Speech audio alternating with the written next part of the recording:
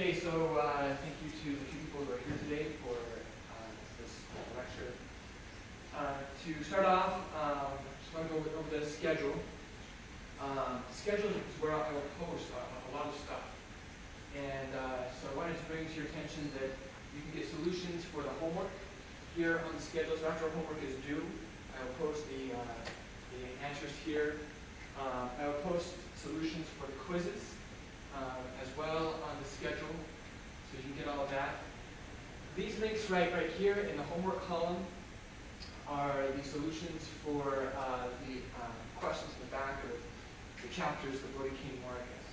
Those aren't required, but I just put them there just for your reference so that you can look at those. If you find a question, those questions will be helpful as you go along and test your understanding and check the answers there. So I have posted online here already the information about the reading for next Tuesday.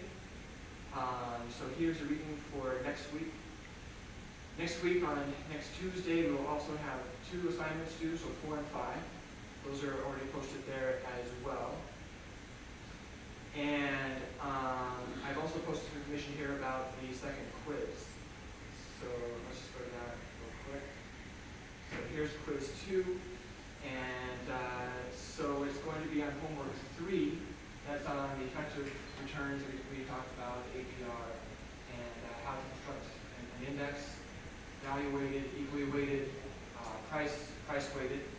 So that you should look at for the quiz on Tuesday. And then here is the material, the reading that will be fared in for the quiz on Tuesday. So you have all of that as well. So next Tuesday, keep in mind that you have a quiz and 2 assignments due.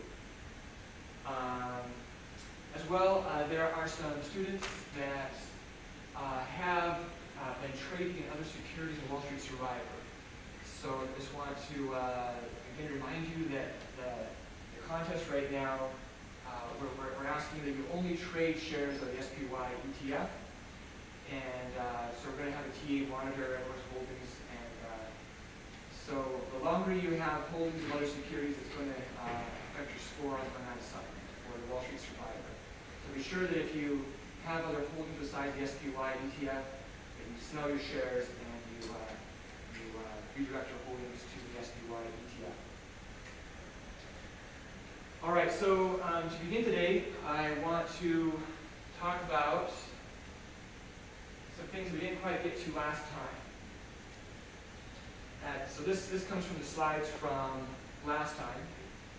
Last time we talked about models. Models that we use to help us make decisions to inform how we should hold how we should construct our portfolio holdings. We talked about discrete models, we talked about continuous models, and we talked about how to get something useful out of these models, and we talked about how to get the expected return and how to get the standard deviation. And we talked about how to get those 2 things from a discrete PDF. We haven't yet talked about how to get those things for a continuous PDF. We're going to do that actually next time, next Tuesday in class. For today, we're going to go ahead and assume we're going to be working with a continuous PDF, namely the normal PDF that you've seen in other classes. And for today, we're just going to assume, suppose that we know the expected return and the standard deviation for this model. And let's find out what we can get out of this model. So recall that for the normal PDF, we can only get something useful if we look at what's important to look at for a continuous PDF. How do we get probabilities out of a continuous PDF? The area under the curve, right? So we define a range of outcomes, and if we look at the area under the curve, that will give us the probability of getting outcomes within that range. Okay. So once again, keep in mind, think of this as like a lottery cage where there are an infinite number of possible outcomes in this cage. Okay, every number on the number line, an infinite number of possible outcomes. but there are more outcomes centered around here. There are a lot more outcomes centered around 0%, the way that I've drawn the PDF in, the way that I've drawn the PDF in this picture. There are a few, very few outcomes out here in the tail. It's possible, but very unlikely that we'll get outcomes there in the tail. The bulk of the observation of the lottery balls, this lottery cage, come from this range of the number line. All right, and so we create this function, and we use this as a model to describe the probability of getting an outcome within any given range. And as Zach said, the probability is the area under the curve within a given range. Now, if you have the PDF, if you know the functional form for the PDF, the way that you would do that by hand is you would do integration. You would have to integrate under the curve within a given range and give it the probability. Well, it turns out that if we know the expected return and the standard deviation for this model, Excel does the integration for us. Okay, we just have to know those two things, and Excel will do the integration for us. So for today, we're going to assume that we know those two parameters, that we know the expected return and the standard deviation for this model, and then we are going to use Excel to do the integration. And then next time in class on Tuesday, we're going to talk about how do we get an estimate of these parameters so that we actually use this in real life. All right, so first question you might ask is, well, how good is it? Yeah, go ahead. What is the subfunction at this piece? I'll show you that in a second. That's kind of like an intro. Yeah. So you might ask first, well, is this the right model, right? This is just one example of a continuous PDF, the normal curve, right? It's just a function that describes probability of outcomes. But you might say, well, who's to say that that's a good model for my portfolio or stock that I'm trying to analyze? Why isn't this function a better model? Okay, and we're going to answer that question more next Tuesday when we talk about using data to estimate these parameters. Okay. But I just want to keep you in mind, that again, the normal PDF is a model. It's one type of continuous model. But you could think of all kinds of different functions that might be a better description of stock returns. Again, as we assume models, we're not trying to be perfect. Okay, there's no model that you can come up with that will perfectly describe the probability of the outcomes. Okay, what we're going to do is we're going to make an assumption, say, okay, well, we think this is a pretty reasonable model. And then on Tuesday, we're going to go back and we'll show that it looks like it does a pretty good job describing the data. So I just want you to keep that in back to you. All right, so it's Andrew, right? Aaron, yes. Thanks. So as Aaron asked, what is the function? How is it that we get the integration? How is it that we get the probability outcomes within a given range? And the answer is it's this thing called the norm dist function. Okay? And so here we're going to assume that we know that the expected return for our stock that we're analyzing is 10%, and a standard deviation of 15%, okay, 0.15. Again, we haven't described yet how to get those things for a continuous PDF, but we're going to assume that we know that those things are what they are. All right, so suppose we want to find the probability that I get an outcome less than minus 20%. What's the chance if I buy this stock, it's going to return less than negative 20%? That could be an interesting question to answer. If you have a client that you're working with, they might want to know what is the chance that that might happen. And so here's what you do. So you use this norm dist function in Excel. The first argument of the function is the value for which you want to integrate to the left of. Okay, so whatever number you put there, Excel will do the integration, find the area under the curve to the left of that value. The second argument here in this function is expected return, 10%. The second argument is standard deviation, 0.15. And this last argument here can either be 1 or 0. if you make this last argument 1, Excel will give you the area under the curve to the left of that value.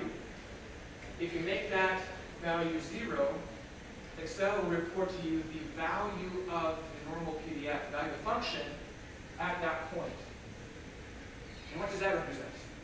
It doesn't really mean anything, all right? So the only time that might be useful is if you have a project and you wanted to draw the normal curve.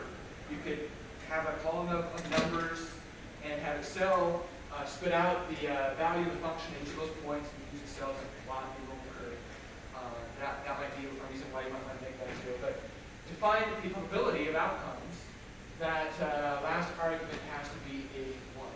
Okay, so here in this example, if we have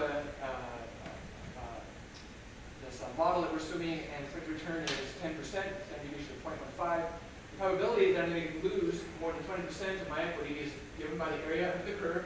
So after that point, we find over 2.25% chance that's going to happen. Okay. How about the probability that I'm going to get more than 30%? Okay, what's the chance I'm going to really smack a home run and do very, very well on this investment? Well, we know that Excel will integrate to the left of the first value there. Okay, so what we have to do is we want the area to the right, but we know that the total area under the curve is what? It's just 1, right? So if we want the area to the right of 0.30, when we put this into Excel, it's going to give us the area under the curve to the left of 0.30. So namely this area here to the left.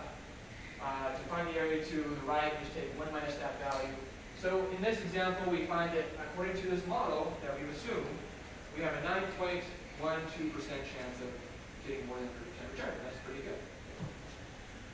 All right, so now suppose that we want to find the probability that we get a return out within a given range. Okay, so suppose we want to find the probability that we get between minus 20% and 30%. That's drawn right here. You can't really see the screen very well, but here's the normal curve. We're trying to find the probability of getting outcomes within this range right here. Okay.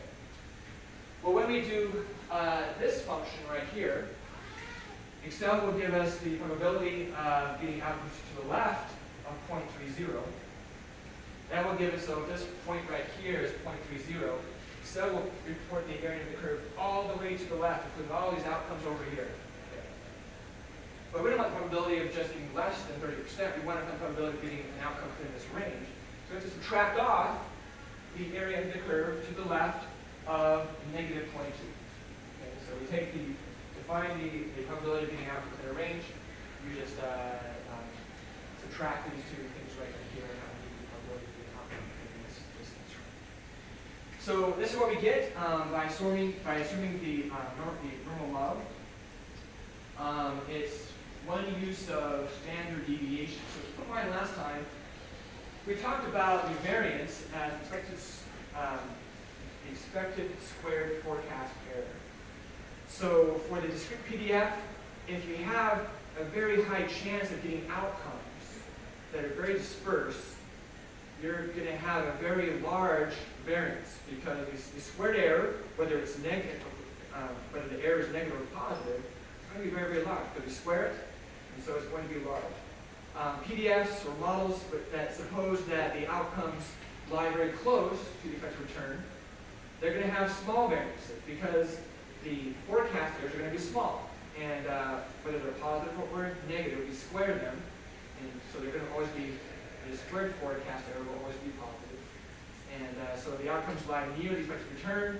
That's going to be a model for a stock with a small variance. And so that was our notion of variance. It's just, you can think of variance as a measure of risk. If it's likely to have, if your model says it's likely that you're going to get returns that are very dispersed, you're going to have large variances, otherwise you're going to have small variances. And so you think of variances as a measure of the dispersion of possible outcomes. That's all we talked about last time. Well, here we say, well, now we can actually use the standard deviation in a further manner. We can use, if we are willing to assume that the normal PDF is a good model for our investment, if we know the standard deviation and we know the expected return, then we can calculate the probability of different kinds of returns. And the normal PDF, we'll talk about some of its weaknesses. It's, again, not a perfect model, but it is a workhorse of industry. That's a standard assumption that people make in industry. So, a useful model. So on your assignment that's due on Tuesday, I propose some of these questions. It's assume that the return is X and deviation is Y. Find the probability of different kinds of outcomes.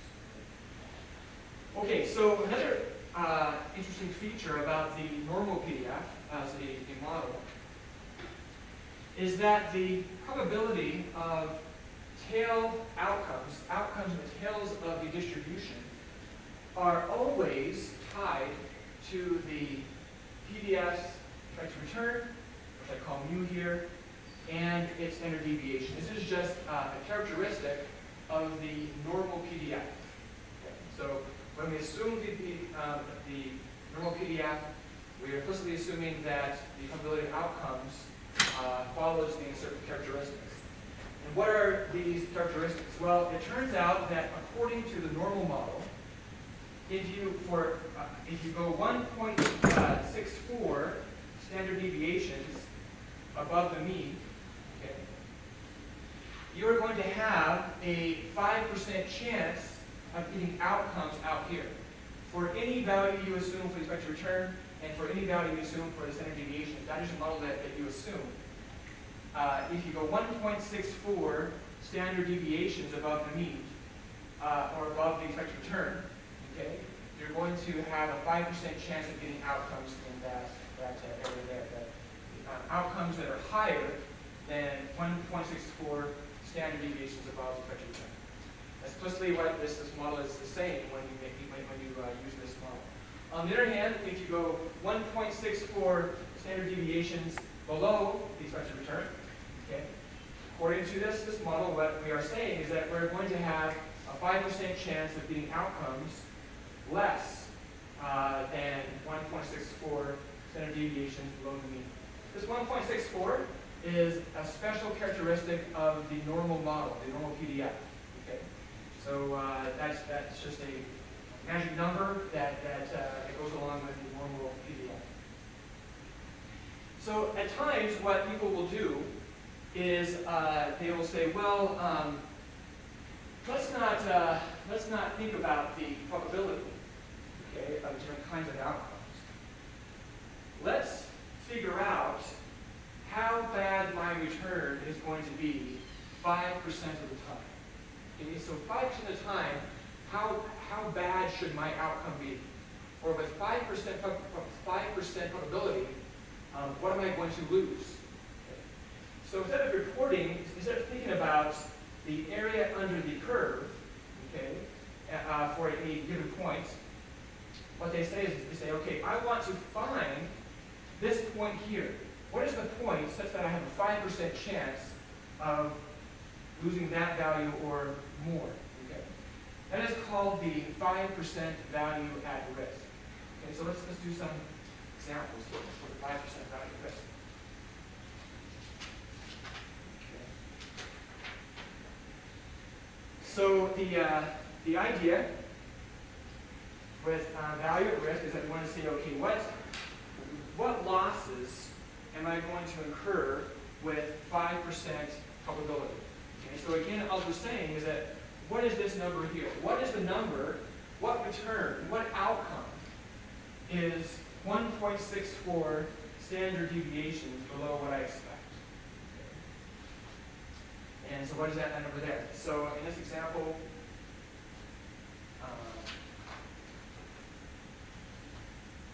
what this says is, so suppose that next year you define expected return as 10% with a standard deviation of 20%. Okay, it's pretty easy to find the 5% value at risk. You just take expected return, okay? You subtract off 1.64 times the standard deviation, which is given here, and you find it to be minus 0.23. What that means is that you have a 5% chance of losing 23% of your equity. Okay? And that can be a helpful number to share with a client. It helps them understand what some of these parameters mean. So when you talk with a client, they might not understand what standard deviation means. Okay? But they will understand, hey, I have a 5% chance of losing 22% of my equity. That's pretty risky, right? They may not feel okay about it. They might want to make that smaller. They might not be willing to bear that risk. And so this is a number that helps translate the ideas of expected return and, most importantly, standard deviation into a palatable measure of risk. Let's do an example that's posted online that's similar to one in your homework. So this is posted online, all with the answers.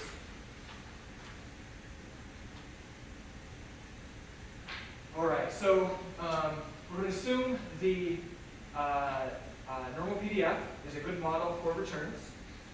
And the Janus Mutual Fund's annual expected return is 12% with a standard deviation of 19%, or 0.19.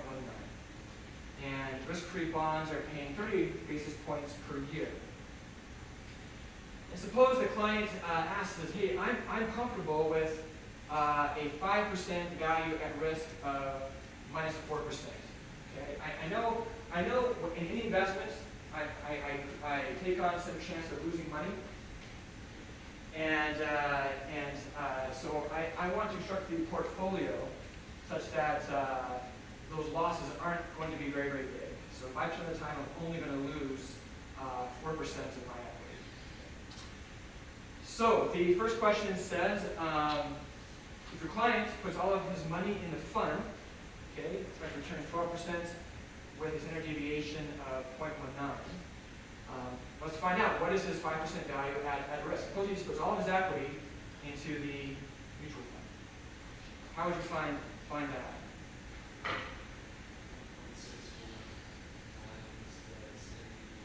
Yep, so 1.64 times the 0.19, but you guys have to subtract that from the expected return.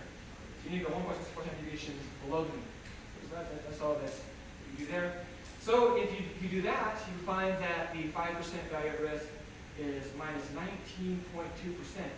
That means that 5% of the time, you're going to break through that barrier. You have a 5% chance of getting a return less than negative 19.2%. Okay?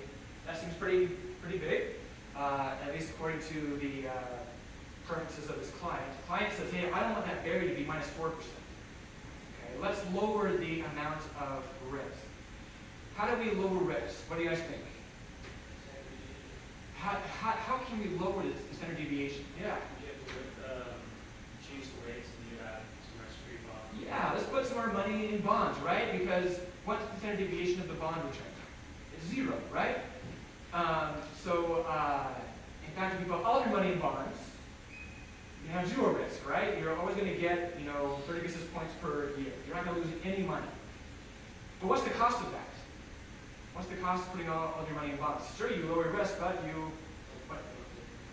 you lower the expected return that you're going to get. So your client says, hey, I don't want to put all my money in bonds either, because that way I don't expect to really earn high returns. I think I'm okay with a portfolio with a 5% value at risk of minus 4%. So I know that I take on some chance of losing money, but if I create this portfolio, then 5% of the time, that barrier, that lower barrier, that 5% probability barrier, is only going to be minus 4%, not negative 19.2%. Okay, so how do we do that?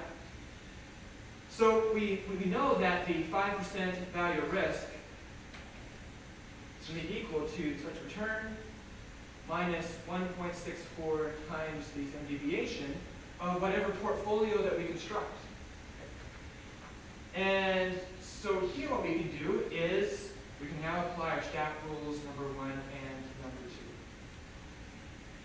2. So stack rule number 1 will give us that as a function of weights. So the game here, the objective is to pick weights that will accomplish this objective. And stack rule number 2 will give us that as a function of weights. So all we do is set up an equation as a function of weights such that this equation is satisfied.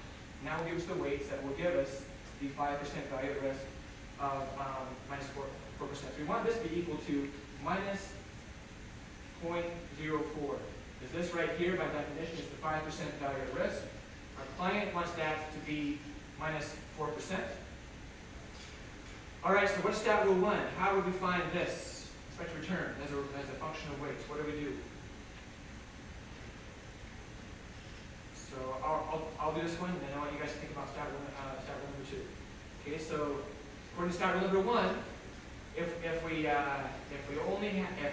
we're going to consider a portfolio that has some shares of the Janus fund and some shares of risk-free bonds.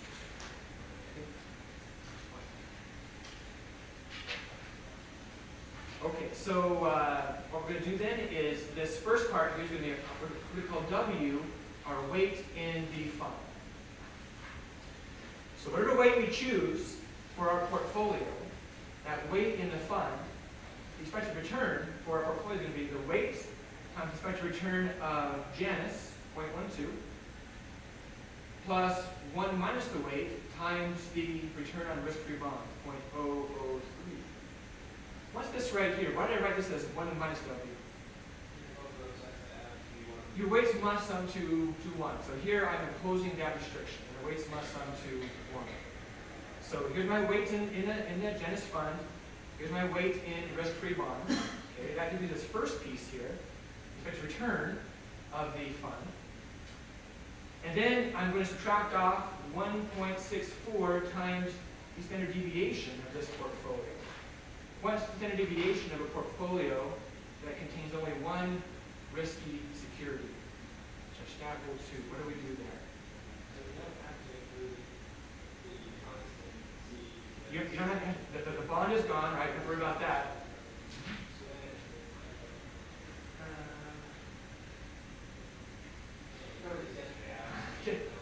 Yeah, so all it depends on is our weight in the fund, in the risky security, times its standard deviation, 0.19. Okay. So this right here is now the standard deviation of my portfolio, of the portfolio, and this is the expected return of the portfolio that mixes the fund with some holdings of risk-free bonds. Okay? So keep in mind stat rule 2 only works, it only works if we only have one risky security. Okay, we're going to think of simple portfolios for the time being, where we have exposure to just one risky security, and the rest is going to be in risk-free bonds. Okay. And so here, the one risky security that we are considering is the Janus mutual fund. Okay, shares of this. So just think of that as some risky security. And so again, just to summarize, then the question becomes, what should be our holdings in the Janus fund? What should be our holdings in risk-free bonds, such that I can get a 5% value at risk of minus 4%, which is what our client wants. So we set this up. We set this equal to minus 0.04, and then the rest is just algebra. Okay, you do that, and we have one equation, one unknown. This is just algebra. You solve that equation for the unknown, which is the W, and you find that your W is going to be equal to 0.221. So what does that number mean? What does that 0.221 mean?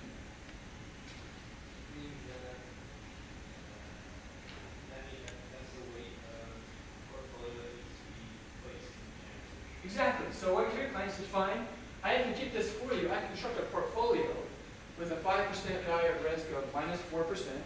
If you simply just put 22.1% of your equity in the Janus mutual fund, and the rest in risk-free bonds. Okay, that will accomplish this objective. All right.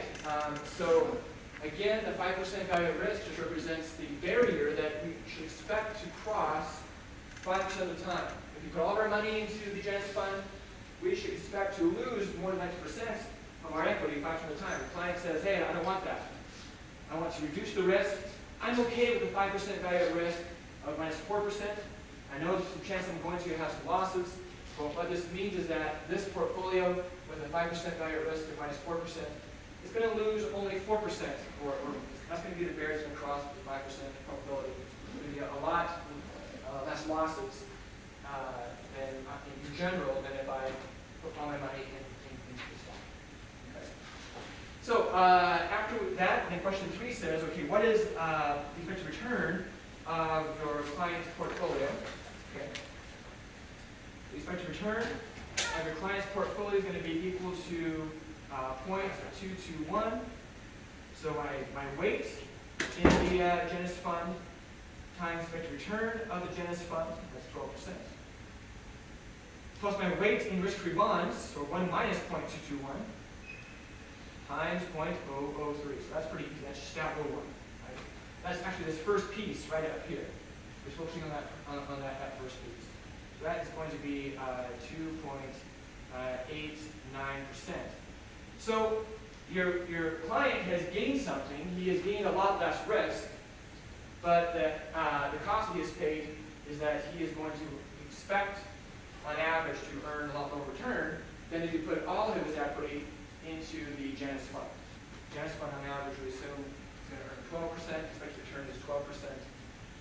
Client says, okay, we have less risk. I'm going to expect to earn only 2.89% on this portfolio, but I have much less risk. However, it is better than putting everything into bonds, right? If I put everything into bonds, I only get 30 basis points. So I expect to do better than bonds, but I have a little bit of risk, but not much. The question 4 just says, if your client has 1.3 million in equity, how much should be invested in the fund and how much in risk-free bonds to achieve this objective? Any thoughts about how we would do that? So now we know the weights. Now in question 4, I give you the amount of equity that your client has.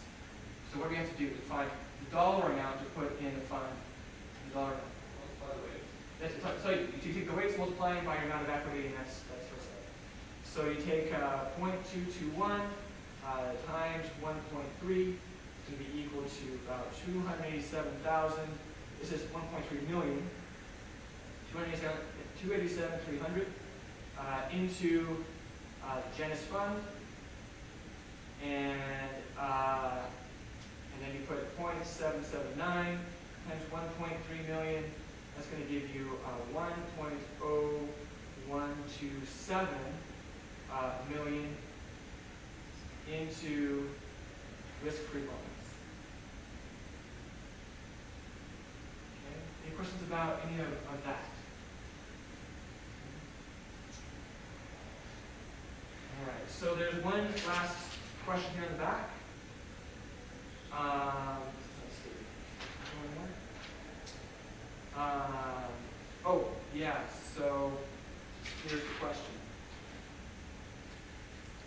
Let's suppose that the Janus Mutual Fund is composed of 40% in Ford, 30% in Boston Scientific, and 25% in Micron. And we're going to know what is the implicit weight in each stock. This goes back to what we talked about last time, portfolios of portfolios. And so his weight in the fund is 0.221. So he's going to put a weight of 22.1% of his equity into the fund. This last question says, what is his implicit weight in each stock? So his weight in the fund is equal to 0.221. We found that from last time. So we have Ford, we have Boston Scientific, we have Micron, and in the Janus fund, Ford actually is 40% of the fund.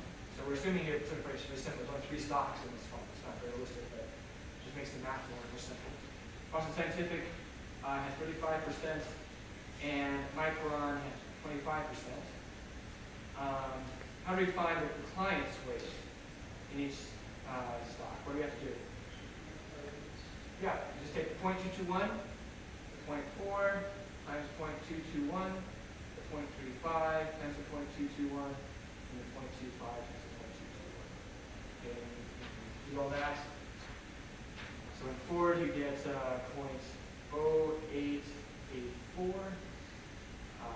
In Boston Scientific you get 0.07735. And in Micron you get 0.0525. So that's the client's weights in those 3 stocks by buying this fund. It's a portfolio of a portfolio. Any questions about that? Do you have questions about value at risk? And, is there anything else I can answer about that? Yeah, Ryan.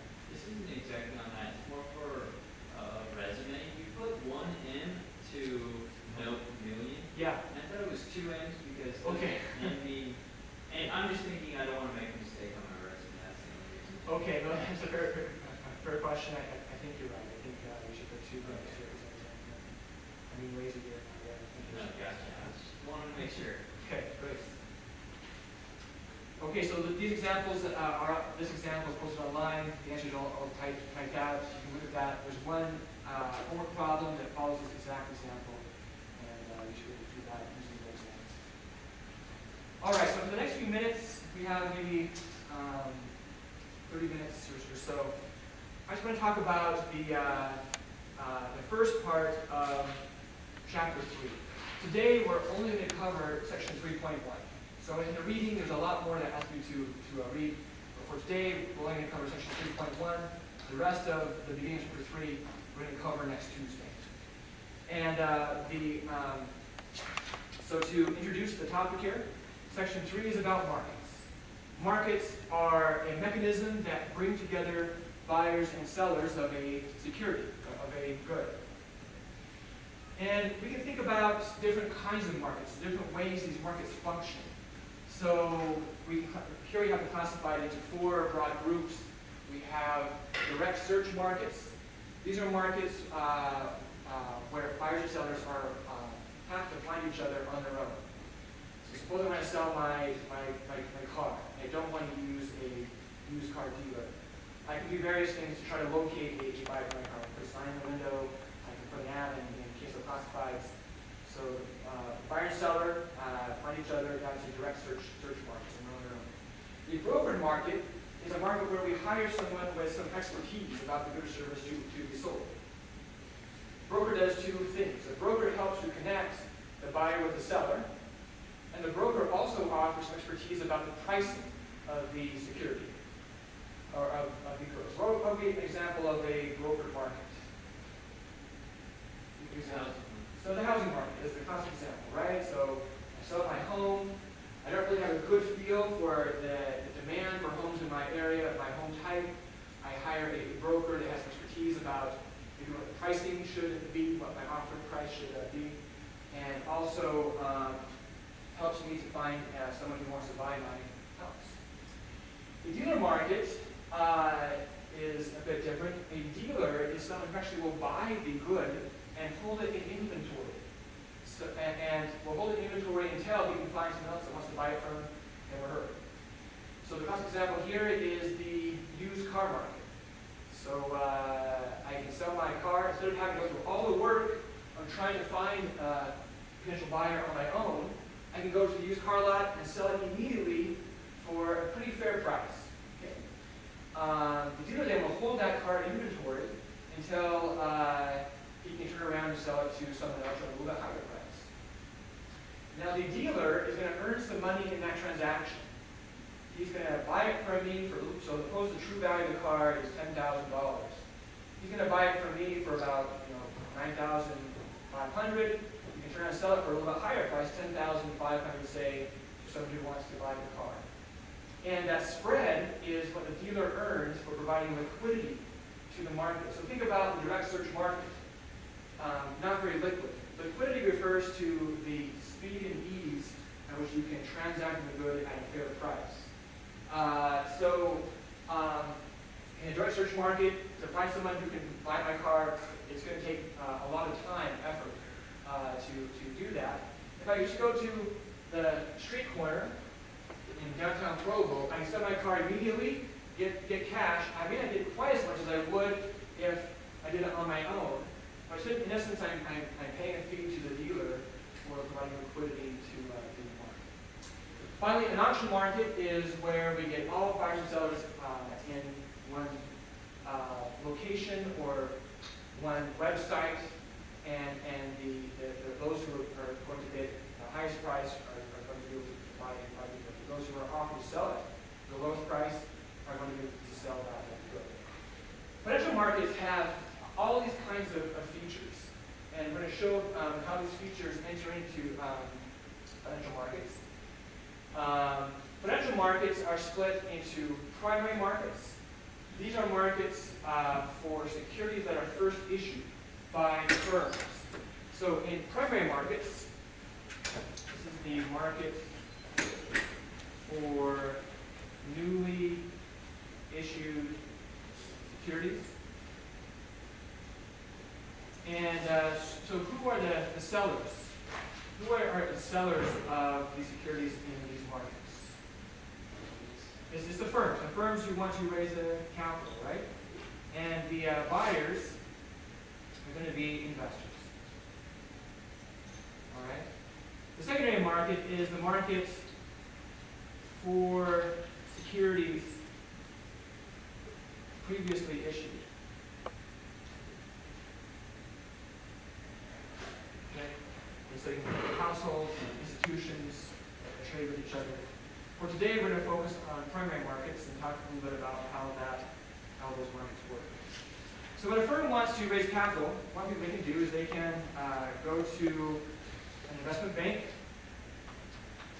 Okay, the firm wants to raise capital, wants to sell some securities. They have some idea about how they're going to use that capital to invest in new projects. But the firm is an expert in what they do. Suppose it's a dog food company. Okay, they're very, very good at making great dog food. You know nothing about financial markets. You know nothing about how to market or come up with the fair price to issue their securities out. So what they do is they go to an investment bank to help them in that process. The investment bank acts as a broker because the iBank helps them to determine a fair price to issue these securities out.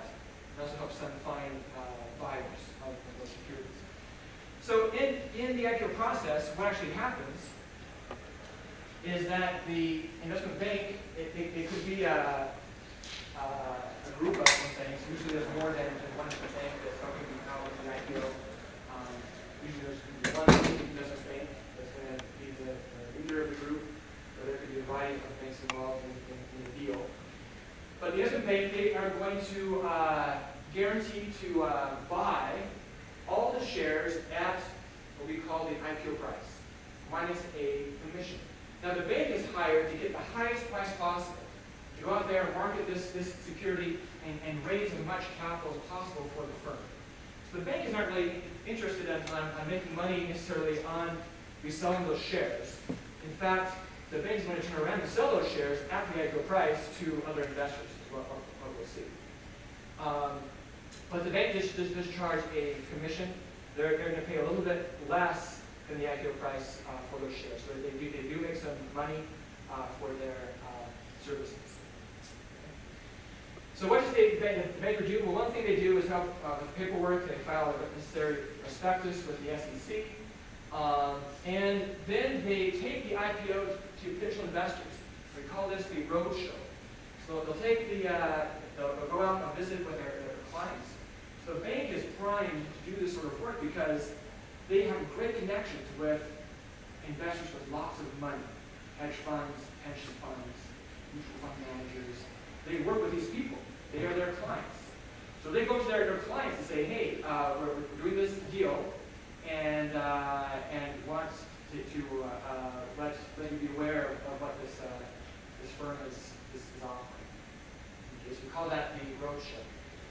As the bank goes on the roadshow, the potential investors, they indicate the number of shares they are willing to buy at what price.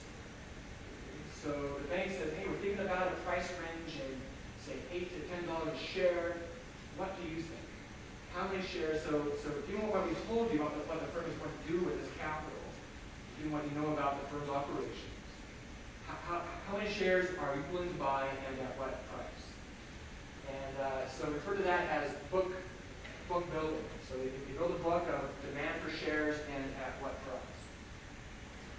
And then what happens is once the bank has a book of orders, the bank will look at all the potential orders that it has and will determine a cutoff price. A cutoff price that will enable them to sell all the shares at that price to these investors. So it picks a single price, and everyone that has bid to buy shares above that price, they will get shares. And And those investors that bid higher prices above the cutoff, they get more shares. All right, we're going to talk more about this in just a second, but before I do that, let's talk about two IPO puzzles. Some that you probably have heard about in the press. Okay, so first, we observed that IPO stocks experience very large returns on the first day of trading. So I'll show you the evidence here in just a minute. Back, especially during the dot-com boom of the late 90s, there were just some IPOs that just jumped through the window on the first day of trading. Just huge returns. So that's one puzzle for IPOs. So the reason why it's a puzzle is because if there are investors out there willing to hold these shares for 18, why did the bank sell them for 10? Okay, why did the banks just leave money on the table? So if the IPO price is 10 on the first day, the shares jump to 18. Okay, so a big return on the first day. What happened? If the bank's job was to raise capital for the firm, basically it left money on the table. The firm and able to locate those investors and sell the shares to them. All of that capital would have been given to the firm rather than to investors who bought the shares after that paid price. So that's one thing I want you to think about. Why is it that the bank leaves money on the table? The second puzzle that we observe with IPOs is that so there's some that claim that IPO stocks tend to underperform over the next 5 years. So that the story goes, there's a big pop on the first day, and then in the long run, they tend to underperform stocks that look similar. My take on this is that if you properly risk adjust IPO stocks, I'm not sure that this is true. Once you properly adjust the risk that is inherent in these shares that are issued, I'm not sure that this is true. There's some debate about whether this is true or not. There's some discussion about this in the text. But the evidence for the first puzzle is very, very strong. It's for sure that there, on average, IPOs just explode on the first day of trading. Okay. This one right here, I think, is a little bit weaker result. Risk adjust. Yeah. So we're going to talk about that more in class. That's the question we're trying to answer in the broad scheme of things. So we haven't got to that yet. So I'm going to put that off until a few weeks, actually. But just for right now, just to understand that there are methods we can use to adjust expected returns of a stock for the amount of risk that we believe is inherent in the stock. And when we probably do that, it looks like that IPO stocks tend to perform about the same as stocks with similar risk.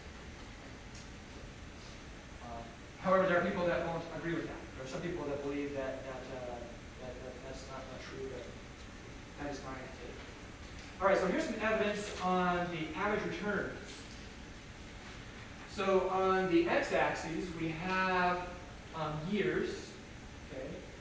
On the y-axis, over to the left, we have the average one-day return across all IPOs that were issued in that year. And the blue line represents those average returns.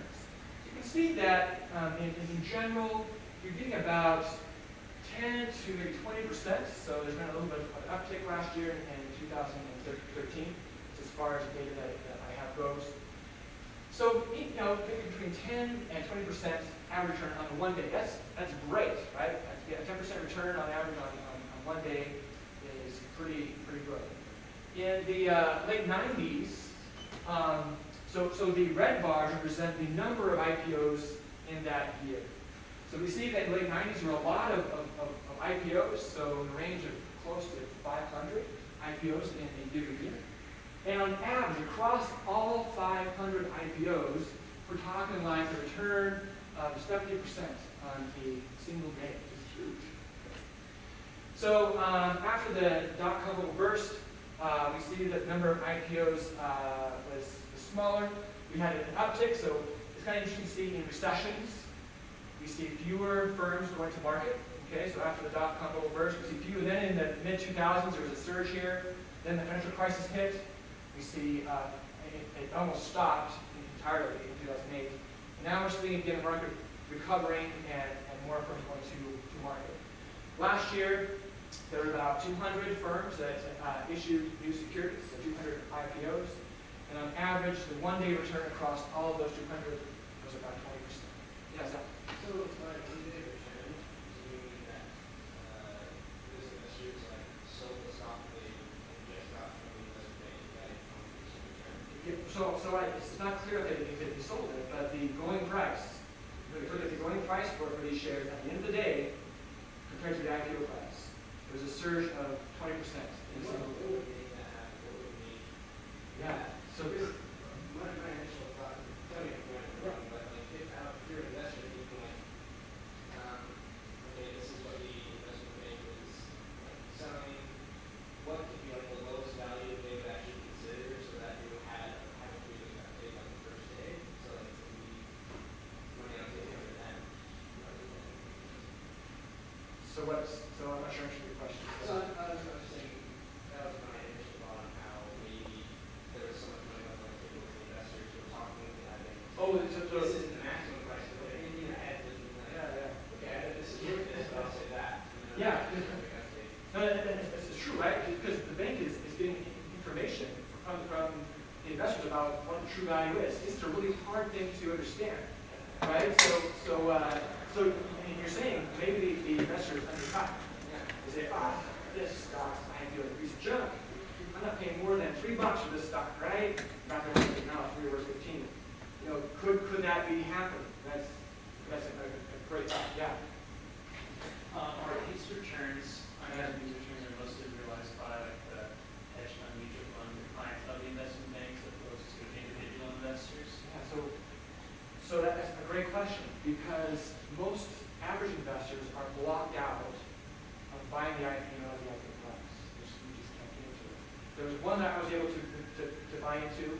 I was a student at Michigan, that's where I did my PhD, and my wife worked at Ford. She was actually an undergrad student here in finance, got a job doing finance for Ford in Ann Arbor. And she was working for the customs part of the firm, and we spun off her division to a company called Vastera. And to pull people away from Ford to Vastera, they said, hey, we're going to let your friends and family buy all the shares you want at the IPO price for Vastera. And we were poor college students, like I was living off student loans. And she came home and said, hey, I have this opportunity, what do you think? I'm like, are you kidding? Like, throw all the money that you can. So they used our student loans, for better or worse, and we put it in $2,000 into the IPO. And that day was so cool. We were watching the price ebb and flow. We bought it at 9, and at 3 o'clock it was up at 18. And I was like, stop. We're done. So this just is stop. So we sold and we made pretty good return. But the question is, who's making these returns? Why is it that the bank in general will block out the investor? Some people say, that's not fair. Why should we give all these returns to these hedge fund managers? There's some collusion going on here. It's the bank padding the pockets of their clients, right? Maybe that's what's going on. Maybe it's not fair. Maybe we should instigate some law that forces the banks to sell these shares to anybody at the IPO price. That's a good point. We're talking about that. Yeah. You know, why, if the investment bankers are getting traditional money raised from the IPO, why would it at all be in their interest to leave money on the table? Or leave money on the table? Because they can, they're pretty dialed, they can figure it out, get pretty close to what the true value is, and they have enough clients that are willing, you know, obviously if the price jumps up so much the first day, the market obviously is willing to pay that. I mean, why would it at all be in the best interest of Yeah. the table? Yeah, so it's important to keep in mind that the bank is an agent for the firm. Their job really is not to make money off pricing on the first day. That makes them look like they're not doing their job, right? Yeah, exactly. So the bank can't be earning that money because then it's obvious that they're just posing their clients, right? They're the firms who are trying to raise capital, right? The bank's job as an agent for the firm raising capital is to get the most capital they possibly can for their job. So the banks don't want to hold on to the shares and make money off the first day. They just want to get the shares off, make their spread, for the services and wash their hands of the matter. But then the question is, well, why is it that they do that? Or why is it that they then turn around and give that money to these investors? They basically take money from the firm and give it to these investors. And that's the question that we're going to talk about today. Yeah, Ben. No, I was just wondering. Okay, yeah. One last question. Yeah, yeah. Can you briefly explain what that level was and how active you were? Yeah, so at the end of the 90s, the internet came into existence, and there were tons of companies that were going to market with new ideas of .com and the end of the name. It was a new technology. A lot of people in the market believe there was a structural shift in the productivity of the market.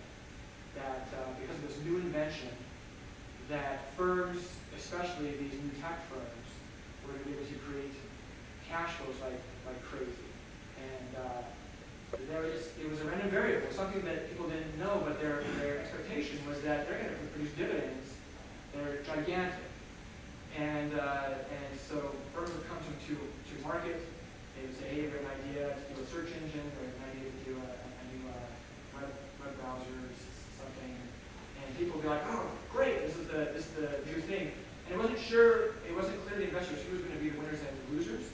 Investors throwing money at everything. I had a friend actually who's working in Boston, and he went to MIT. He didn't graduate, but he started at a tech firm. He would hire young freshmen from MIT to write code for him. And he said, yeah, we were getting more capital than we knew what to do. People just throw money at us. We have no idea what to do with the capital that we actually have. And so that's kind of what happened. People had this expectation that these firms were going to be able to produce very high cash flows in the future. Turned out that they weren't quite right. And so in the end, we see a washout. There are a lot of companies that went to market with IPOs that went bankrupt, that lost everything. But there were a few survivors, and the survivors, that's just what happened. It was, the way I see it is that it was misunderstanding. The market was trying to figure out what's going on here with this new invention, and they were expecting these firms to make cash flows in But this next slide describes the money that's on the table. The same chart. So now on the right, we have the red bars. These are the number of IPOs. And on the left, we have the amount of money that's on the table in billions of dollars. Okay. So back in the dot-com boom, so this is the total number of dollars across all companies that was just given to investors. Okay, so about $35 billion was just taken from these firms, trying to raise capital and give it to these investors. Just last year in 2013, the blue line corresponds to about $9 billion. So last year, there were about $9 billion left on the table. And so as you guys have raised the questions, why is it that this has happened? And here is one theory. Here's one story. The idea is that it's not trivial for the bank to determine what the fair IPO price is. There is no historical record for this company. You can't just look at the historical record because there is none. You have to compare it to some other firms. It's a very difficult thing to do. Okay. And so let's call the price at which the shares will trade in the market at the end of the day. We'll call that the true value. Okay, the true value of the shares, the true market value. And it's very hard for the investment bank to determine what that true value is. And as we've talked about, the bank depends on its clients to help them out. He says, hey, we think it's about this. What's your opinion? Let's see what you think. I think it was Zach who said, but banks might undercut, right? They can say, this, in the back of their mind, this is a great firm. It's worth $15 a share. But what's to prevent them from undercutting? And so the idea is to get these investors to be truthful, to not undercut. There's this implicit agreement between the bank and the clients. They say, hey, once we find out what the true market value is, what we believe the true value is, we're going to offer them to you at a little bit of a discount. And that's going to be your enticement to be truthful, because we're going to give more shares to those that bid higher. Okay, so what we're going to do is we're going to go to all these different clients, not just you, but everyone else. We're going to use all of our information to determine this true value, what we believe is going to be the closing price of the shares at the end of the first day. And then we're going to offer those shares a little bit of a discount, and we're going to give more shares to those that bid highest. And that entices these clients, these these investors not to undercut. Because they expect to get some reward on that first day of trading. And so that causes them to want to bid higher, because then they'll get more shares. And so that is one theory.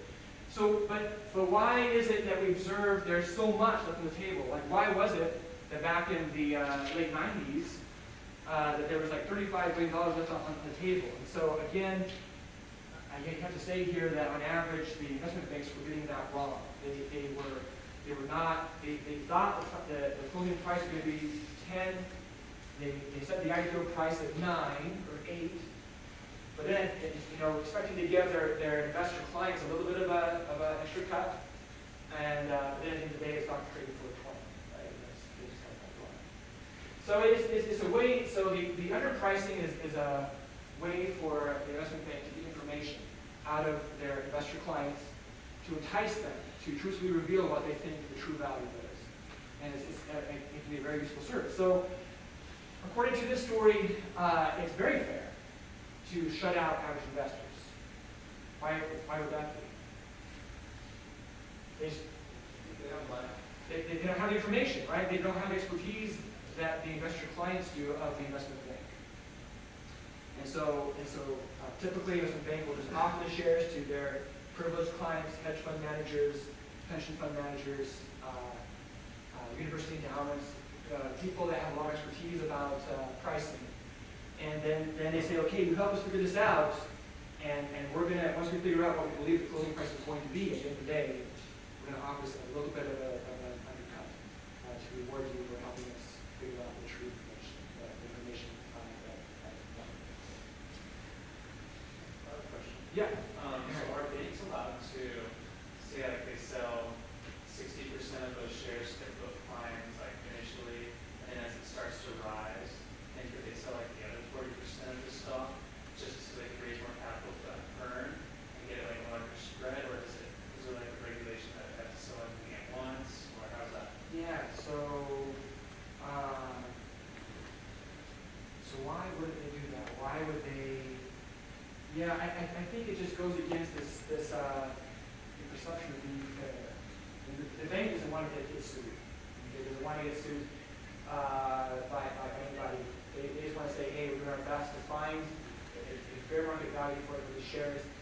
We just want the spread, and we'll walk away. It's no like Yeah, regulation. it's one of these. Yeah, this is one of these ethical standards that the banks follows. Yeah, so that's something to.